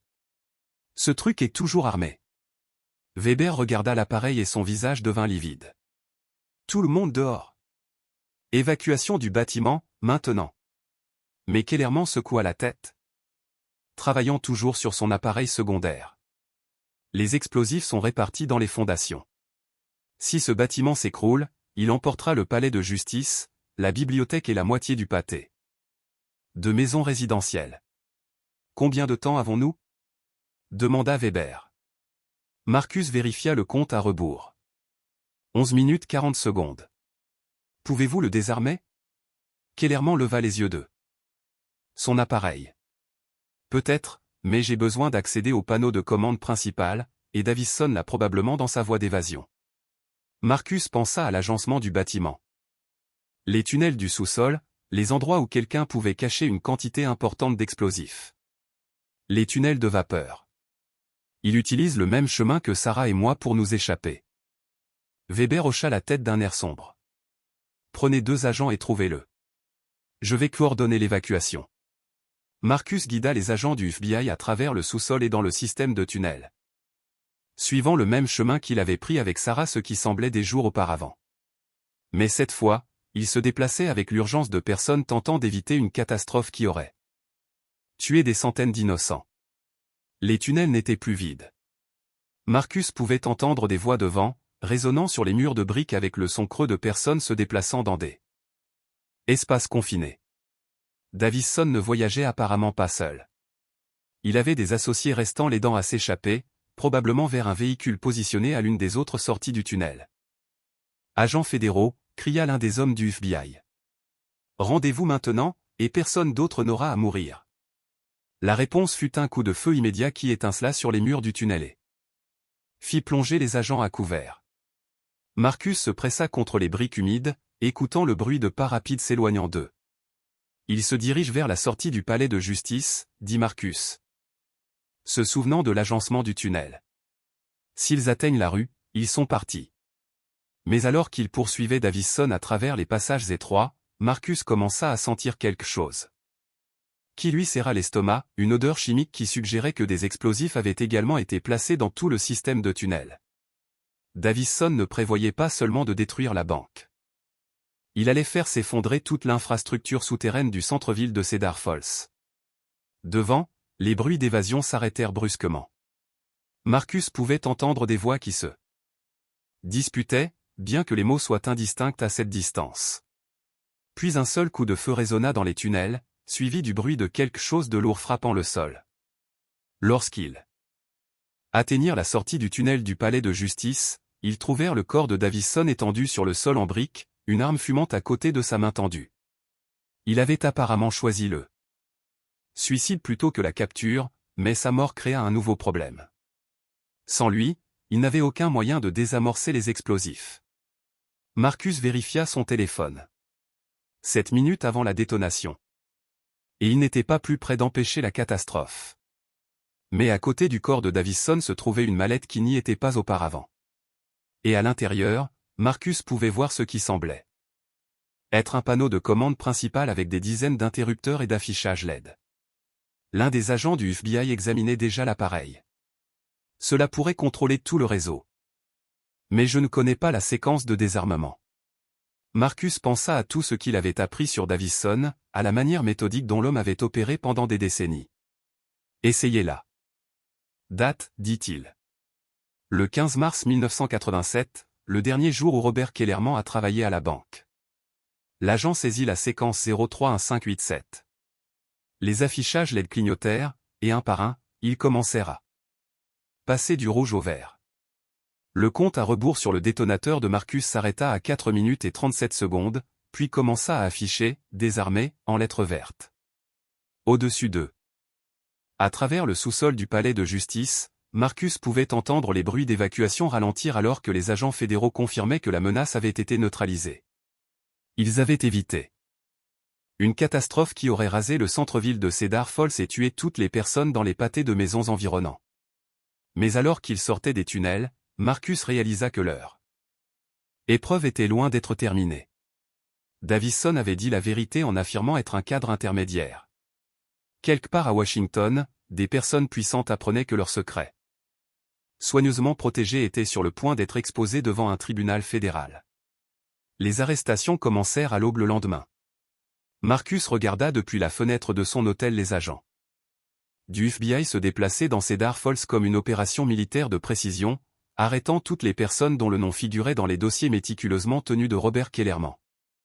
Betty Morrison fut arrêtée à son agence immobilière alors qu'elle tentait de déchiqueter des documents. Frank Weber, le vrai Frank Weber, et non l'agent du FBI qui avait usurpé son identité des années auparavant, fut retrouvé à l'aéroport du comté, tentant d'embarquer à bord d'un jet privé pour un pays sans traité d'extradition. Le shérif Collins, malgré sa blessure par balle, fut inculpé de conspiration de meurtre et de racket fédérale depuis son lit d'hôpital. Mais les arrestations ne se limitèrent pas à Cedar Falls. Marcus regarda les reportages montrant des descentes simultanées à Washington, New York et Miami alors que les procureurs fédéraux utilisaient l'organisation de Davison comme une feuille de route pour une conspiration beaucoup plus vaste. Des fonctionnaires de la CIA, des administrateurs du département d'État et des entrepreneurs de la défense qui avaient utilisé les services de la banque se retrouvèrent confrontés à des accusations qui pourraient entraîner des peines de prison à vie. La juge Martinez avait transformé le palais de justice en un bureau de terrain temporaire du FBI, avec des agents traitant les preuves et coordonnant avec les procureurs de plusieurs juridictions. Marcus se retrouva au centre de l'opération, aidant à expliquer des documents et des connexions que seul lui avait vus directement. Les registres des comptes bancaires suisses sont particulièrement accablants, expliqua l'agent Weber à Marcus autour d'un café à la cafétéria du palais de justice. Davison a tenu des registres détaillés de chaque transaction, apparemment comme assurance contre ses partenaires. Nous suivons plus de 200 millions de dollars de transferts illégaux. Marcus secoua la tête d'étonnement. Tout cet argent, et Cedar Falls est toujours une ville mourante.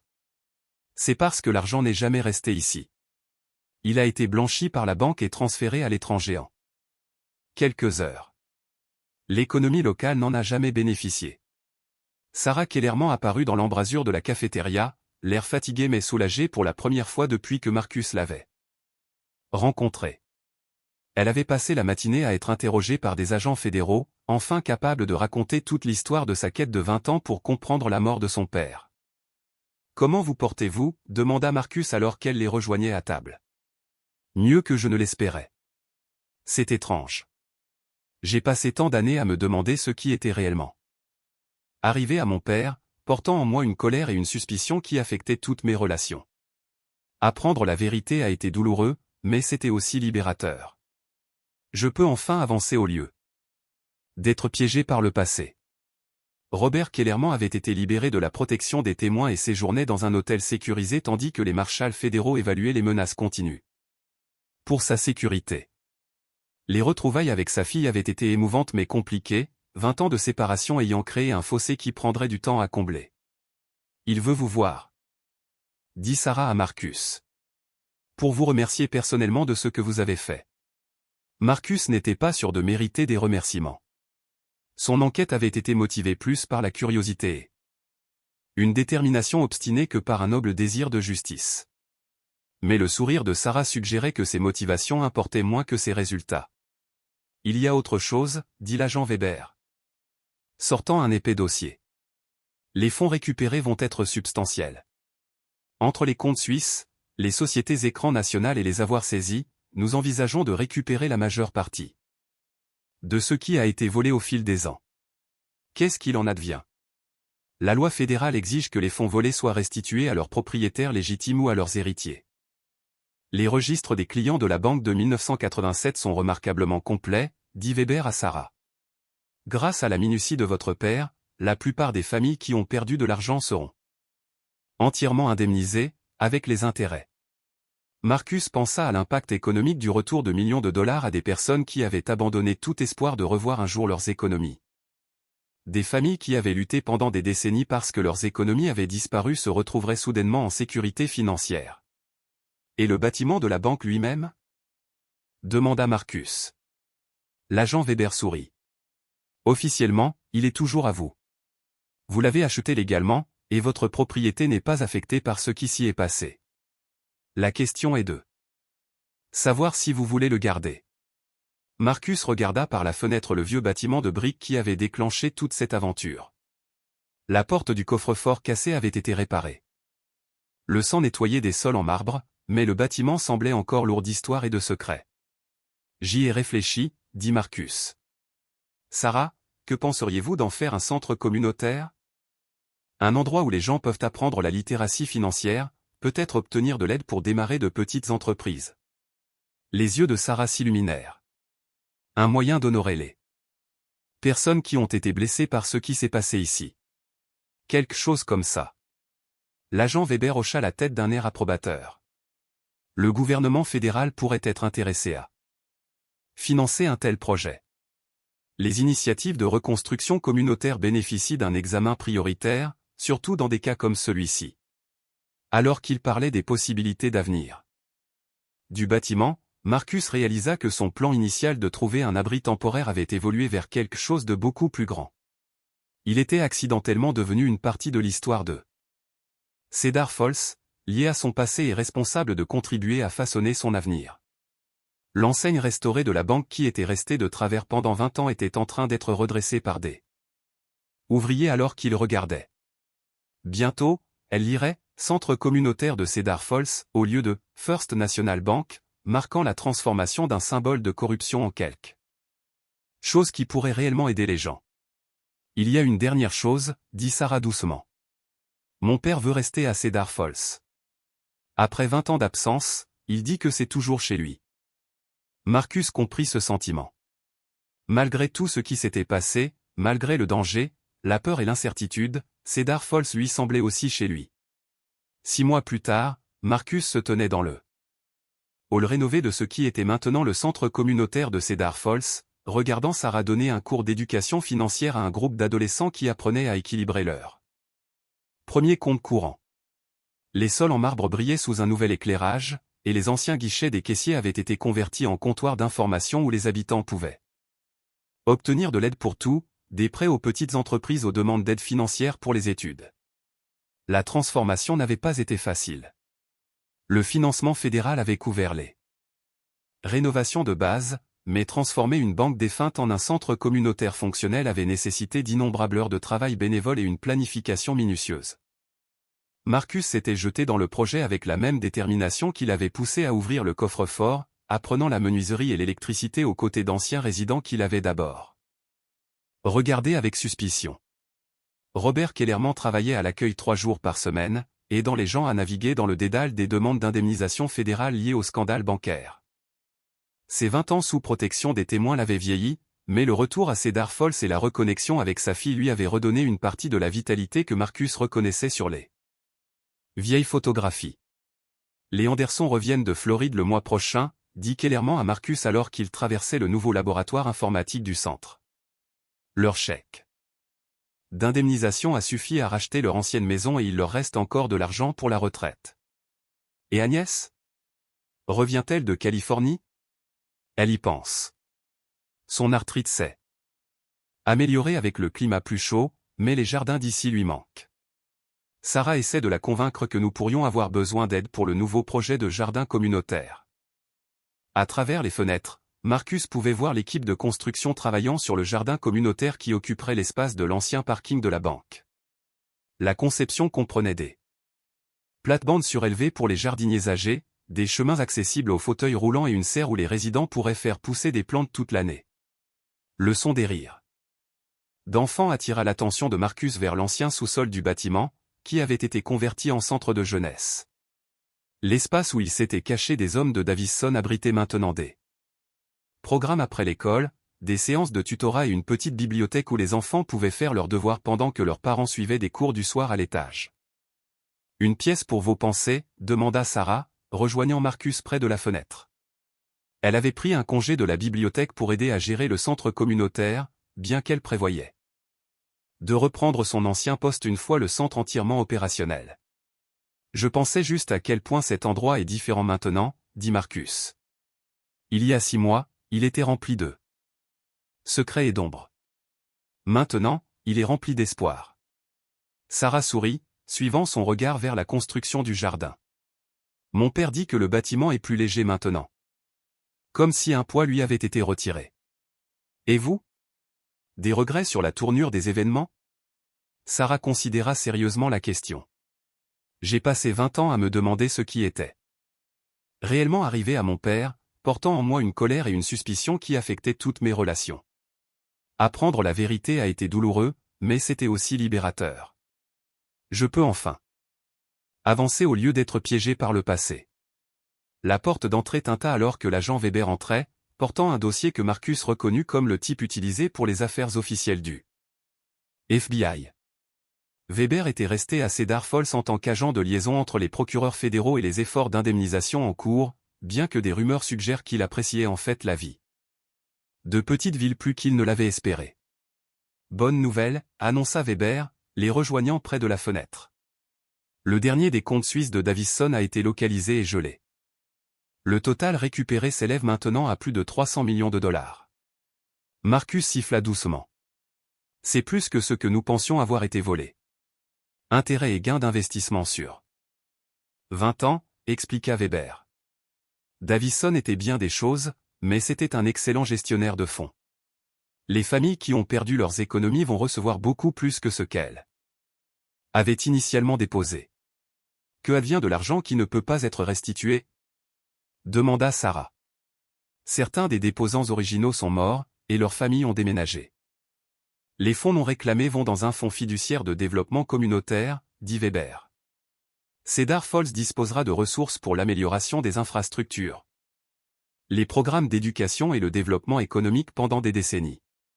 Marcus regarda autour du centre communautaire animé, les adolescents apprenant la gestion budgétaire, les résidents âgés recevant de l'aide pour les documents médicaux, les enfants travaillant sur des projets artistiques au sous-sol.